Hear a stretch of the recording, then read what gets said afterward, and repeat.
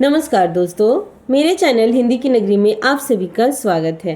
तो आज की क्लास में हम समझेंगे क्लास 10 सीबीएसई बोर्ड का हिंदी ग्रामर का एक चैप्टर वाच्य तथा वाच्य परिवर्तन। तो आइए इसे समझते हैं। वाच्य समझने से पहले सबसे पहले हम समझेंगे कि वाच्य शब्द का अर्थ क्या होता है ना। तो वाच्य का अर्थ होता है बोलने का विषय।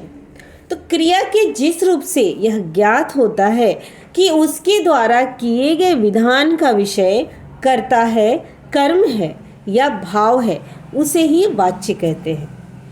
अर्थात जो भी वाक्य होता है उस वाक्य में क्रिया कर्ता की प्रधानता होती है, कर्म की है या फिर भाव की है, ये बताने का जो विधान है वो उसे ही वाच्य कहते हैं।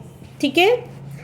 अब देखिए, दूसरे शब्दों में हम वाच्य की परिभाषा इस तरह से भी कह सकते हैं कि क्रिया के जिस रूप से यह ज्ञात होता है कि उसके प्रयोग का आधार, यानी कि क्रिया जो प्रयोग में लाई जा रही है तो क्रिया के प्रयोग का आधार कर्ता, कर्म या भाव है, उसे वाच्य कहते हैं। तो वाच्य के 3 भेद माने जाते हैं। पहला है कर्तृवाच्य, दूसरा कर्मवाच्य और तीसरा भाववाच्य। तो कर्तृवाच्य जो होता है, इसमें देखिए, इसमें क्रिया का मुख्य संबंध कर्ता के साथ होता है। जहाँ पे क्रिया का संबंध कर्ता के साथ हो उसे कर्तृवाच्य कहते हैं। ठीक है। दूसरा है कर्मवाच्य। कर्मवाच्य में क्रिया का मुख्य संबंध कर्म के साथ होता है। और भाववाच्य जब होता है, भाववाच्य में क्या होता है, देखिए कि यहाँ पे क्रिया का मुख्य संबंध भाव के साथ, अर्थात क्रिया खुद ही मुख्य हो जाती है। ठीक है। तो भाववाच्य में क्रिया का संबंध भाव के साथ होता है, जहाँ पे क्रिया खुद मुख्य रूप में हो जाती है, तो वो हो जाता है भाववाच्य।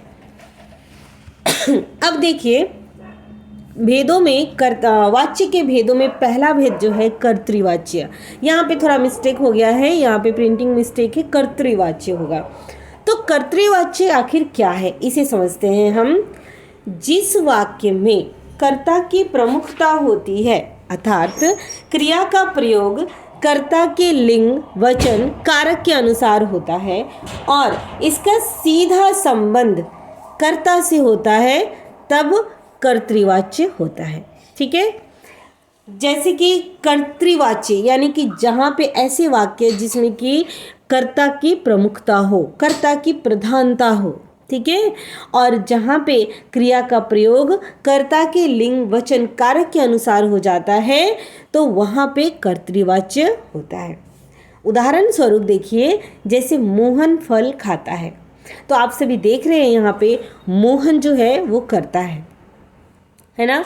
कर्ता के साथ साथ एक वचन है, पुल्लिंग है। खाता है, फल खाता है, ये हो गया खाता है, ये हो गया क्रिया। और तो क्रिया भी यहाँ पे मोहन के कर्ता के अनुसार है ना। खाता है, एक वचन, पुल्लिंग। ठीक है। तो इसी तरह से दूसरा एग्जाम्पल जो है, लड़कियां गीत गाती है, तो यहाँ पे देख रहे हैं आप कि उदाहरण जो दिया है इसमें मोहन की प्रधानता है ना, यानी कि मोहन यहाँ पे करता है। उसी तरह से लड़कियां गीत गाती है, तो लड़कियां ये करता है यहाँ पे। तो इन वाक्यों में क्रिया के प्रयोग का आधार इनके कर्ता वाले जो शब्द हैं वो है। तो इस तरह से ये कर्तृवाच्य हुआ। ठीक है। आगे बढ़ते हैं। कर्तृवाच्य का कुछ महत्वपूर्ण तथ्य। कर्तृवाच्य में अकर्मक और सकर्मक दोनों प्रकार की क्रियाओं का प्रयोग किया जाता है। ठीक है। आप लोग क्रिया में पढ़े होंगे, अकर्मक क्रिया, सकर्मक क्रिया, है ना। तो ये कर्तृवाच्य जो होता है इसमें सिर्फ सकर्मक क्रिया नहीं होती, इसमें अकर्मक और सकर्मक दोनों ही प्रकार की क्रियाओं का प्रयोग किया जाता है, क्योंकि कर्तृवाच्य में कर्ता की प्रधानता हो जाती है ना। तो यहाँ पे कुछ एग्जाम्पल दिए हुए हैं अकर्मक और सकर्मक क्रिया का, तो आप देख सकते हैं। जैसे कि बच्चा धीरे धीरे चलता है, यह अकर्मक क्रिया है ना।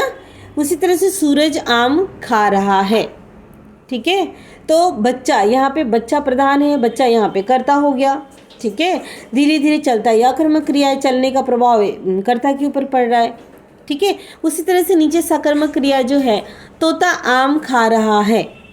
ठीक, तो इसमें आम कर्म है, ये सकर्मक क्रिया हुई है ना, आप लोग पढ़े हो। शालिनी बुन रही है। ठीक है, तो इस तरह से कर्तृवाच्य जो होता है वो केवल सकर्मक में नहीं, अकर्मक क्रियाओं में भी कर्तृवाच्य का प्रयोग किया जाता है। ठीक है, आगे बढ़ते हैं।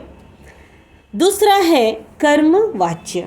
तो कर्मवाच्य में देखिए, जिस वाक्य में कर्म की प्रधानता होती है तथा क्रिया का प्रयोग कर्म के लिंग, वचन और पुरुष के अनुसार होता है और कर्ता की स्थिति में स्वयं कर्म होता है, तो वहाँ पे कर्मवाच्य होता है। आप सभी को समझ आया होगा कि जैसे कि कर्मवाच्य में क्या होता है, ऐसे वाक्य, अभी हमने पढ़ा कर्तृवाच्य जिसमें कि कर्ता की प्रधानता होती है ना। अब ये कर्मवाच्य में है कि ऐसे वाक्य में कर्म की प्रधानता होती है और जो क्रिया होती है उसकी, वो क्रिया का प्रयोग जो होता है वो कर्म के लिंग, वचन और पुरुष के अनुसार होता है। ठीक है, और उसमें कर्ता की स्थिति में स्वयं कर्म आ जाता है, यानी कि कर्ता की जगह पे स्वयं कर्म आ जाता है। जैसे यह कहानी मेरे द्वारा लिखी गई है, तो आप देख रहे हैं यहाँ पे जो उदाहरण है पहला, यह कहानी है ना, तो यहाँ पे कहानी जो शब्द है ये है कर्म। ठीक है, अब ये कर्म है, यह कहानी, कहानी यहाँ एक वचन है, स्त्रीलिंग है, मेरे द्वारा लिखी गई है, मेरे यहाँ पे कर्ता हो गया है ना। उसी तरह से लिखी गई, लिखना, ये हो गया क्रिया। ठीक है, तो किस तरह से आप देख रहे हैं यहाँ पे कि जो कर्म है ये कर्म कर्ता की स्थिति में स्वयं कर्म हो जाता है। जैसे यह कहानी मेरे द्वारा, कौन सी कहानी, यह कहानी, समझ रहे हैं। तो यहाँ पे कर्म की प्रधानता है क्योंकि यह कर्मवाच्य है। दूसरा उदाहरण है, मालिन द्वारा हार बनाया जाता है।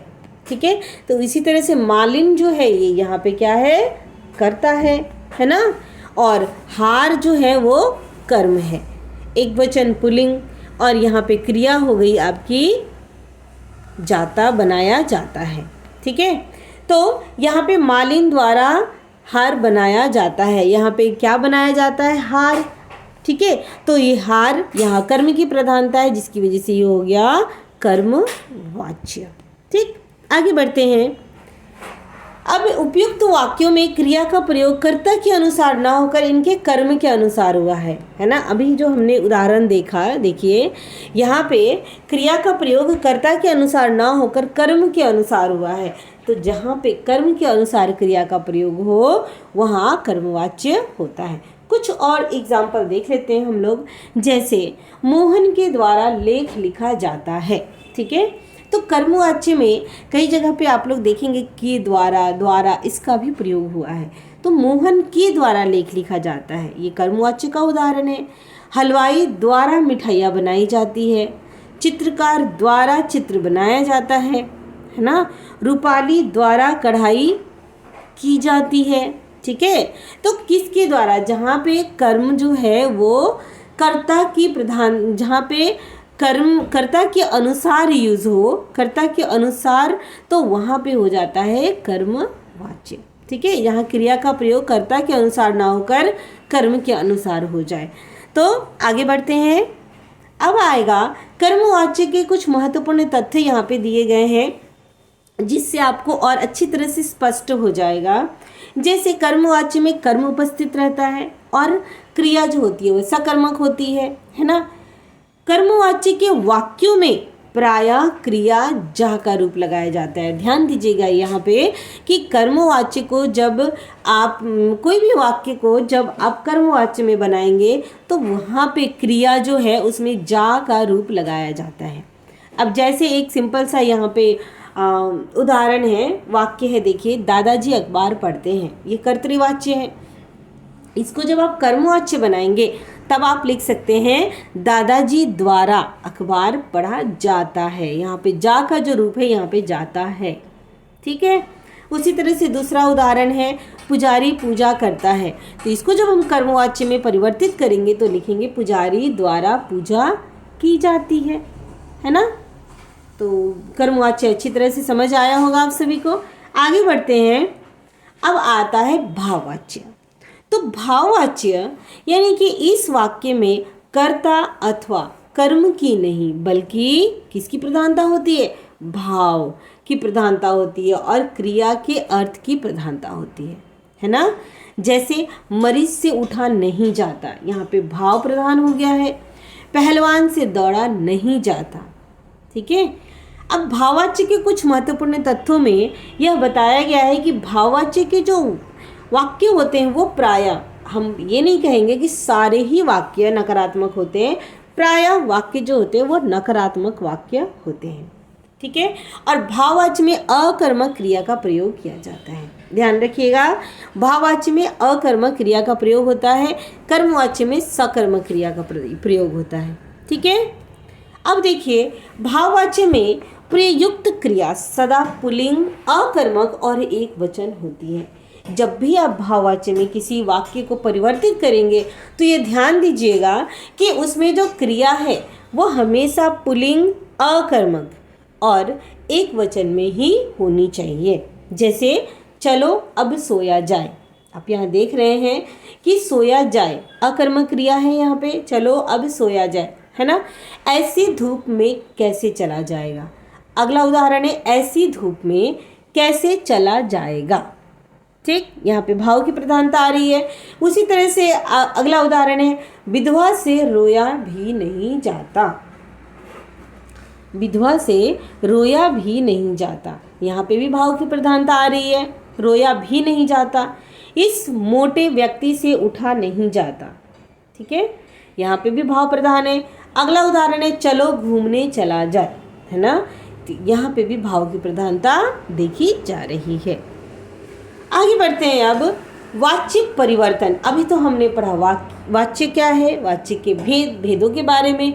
अब वाच्य परिवर्तन कैसे करेंगे, तो वाच्य परिवर्तन के अंतर्गत तीनों प्रकार के वाच्य को परस्पर परिवर्तित किया जाता है। आप सबकी परीक्षा में जब आता है तो वाच्य में परिवर्तन करने ही आता है, वाक्य दे दिया जाता है और ब्रैकेट में लिख दिया जाएगा कि इस वाक्य को किस में आपको परिवर्तित करना है। तो ध्यान दीजिएगा, यहाँ कर्तृवाच्य से कर्मवाच्य बनाना, कर्तृवाच्य से कर्मवाच्य बनाने के लिए हम क्या करेंगे, यदि कर्ता के बाद ने पर सर्ग लगा हो तो उसे हटाकर द्वारा, से या के द्वारा लगाया जाता है। एकदम ध्यान से सुनिए, अगर कोई वाच्य कर्तृवाच्य में है उसे आप कर्मवाच्य बनाएंगे तो उसमें का जो ने पर सर्ग है उसे हटाकर उसमें क्या करेंगे आप, द्वारा, से या के द्वारा लगाकर कर्मवाच्य बनाया जाता है, ठीक है।